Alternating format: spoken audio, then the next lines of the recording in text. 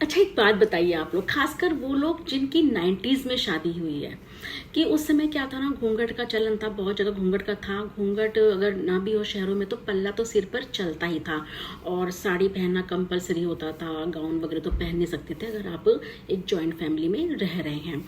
तो क्या होता था कि जरा सा पल्ला हट गया, कुछ हो गया, तो सास तो कम टोकती थी, लेकिन जेठानी, देवरानी और नंदे तो बाप रे तमाशा कर देती थी।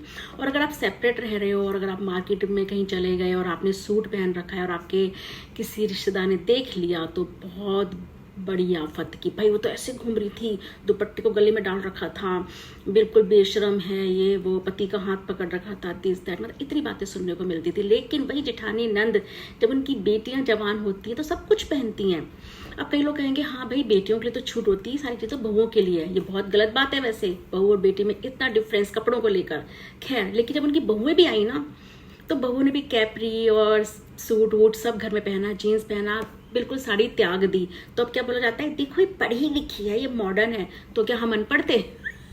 अपनी नहीं, मेरे एक नोन है, उनकी बात कर रही हूँ। तो मतलब जब अपनी बहू आ गई तो आप बिल्कुल ब्रॉड माइंडेड, सब कुछ बदल गई आप। लेकिन अपनी उसी देवरानी के लिए या अपनी भाभी के लिए आपने अपनी सोच नहीं बदली, उसके ऊपर लांछन लगाते रहे।